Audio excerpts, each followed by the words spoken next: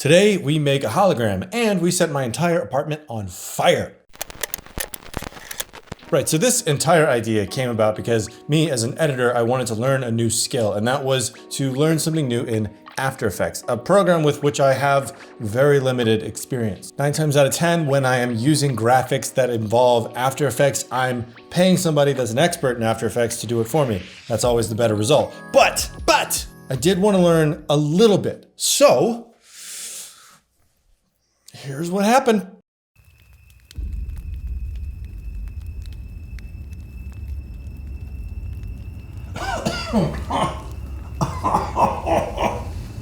Okay, that was a big one. Gotta call it in. Okay.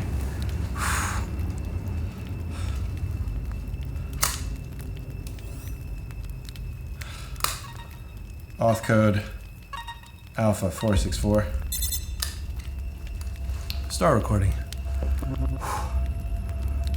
Subject number Jasper 169 Baker. Stress test number 34 out of 50. Result was incendiary. Again. We're gonna have to take a new approach. End recording. Stop. Send.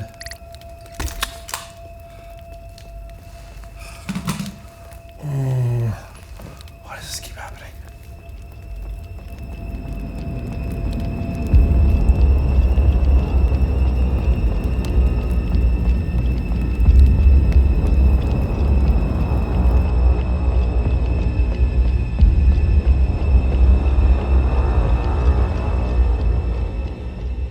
Obviously, there are some things that I could do better, but I think for a first try, this is pretty dang good. So how did I do this? Well, there's no need to dilly-dally. Let's just get straight into it. First things first was the lighting. I knew that I wanted to have this warm, very fiery look to the entire scene, so I used my lights to try to motivate that sort of look. And I used the light that I'm using right now, as well as an extra light, and I used basically all of my CTO gels that I have. And if you don't know what a gel is, it's basically just a thin film of plastic that's colored to a specific color. They actually look like this. They're like, this one is full orange, this one is full orange, and then this one is actually called straw, which is supposed to be kind of like strawberry. And the reason you use those things is because they help you calibrate your light to a certain temperature. For this, I wanted to go as warm as possible. I think I measured it around 2300 Kelvin. And then I added that magenta or straw color because I wanted to get a little bit of that red warmth coming through. That was just my preference. I wanted it to be a little bit redder than it was orange. And that's the exact look that I ended up getting. And I used the same effect on the comm device that I built for the scene, which we're gonna get into now. So this is the comm device that I built. And it's literally just an aperture mini light panel that's attached to an old top-down viewfinder from a vintage camera that I own. And that's literally all that I did. And it has a little magnifier thing right there, which gives me this cool look where it points directly at my eye. Stings a little. But again, I wanted to use that light as a practical effect so that it would motivate the sort of digital effects that I'll be putting on top of it. And as a bonus, that little light gave me a solid tracking point because it creates a lot of contrast in a very low light scenario. So it gave me something really easy to grab onto digitally when I wanted to map all the digital effects to that particular device. But now we can actually get into what we did in After Effects. So the first thing I did obviously was track the device with that high contrast point because of the lighting situation that I used with the actual prop. Then I made a hologram ring with a simple shape layer and copied the transform parameters from the shape layer to this little digital smoke asset that I picked up from Triumph Films. Thank you very much, Ryan Connolly and company. You guys make great stuff. Next, I parented the hologram ring to the tracking data from the voice recorder so that they would move together. Then I added a glow effect. Then I added a tint effect, and then I added some color correction on top of the whole thing to match the rest of the scene, and the result was this. Start recording.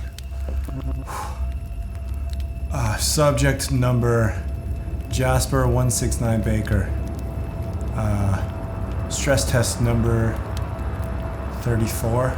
Now let's talk about the fire scene. A lot of the effects that I used were really similar with the previous scene. They were just utilized in a slightly different way. Well, I say slightly, I mean dramatically different way, but basically the same principle. The first thing I did was I made a new composition for the ember and the smoke assets, again, all from Triune Films. Then I made another composition with a bunch of different fire assets. Guess where I got them?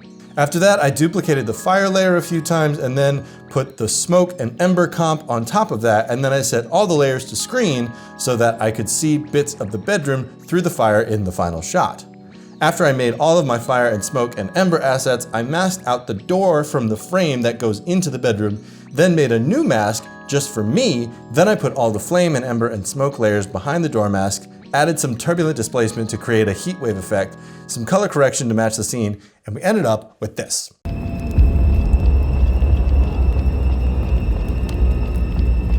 All in all, I'm really happy with the results. There definitely is some work to be done with the skill set, especially with the fire.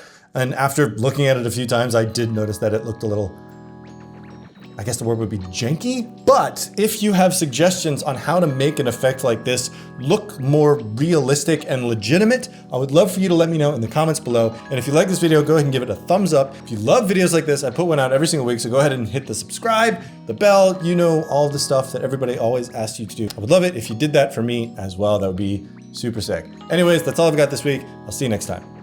Peace.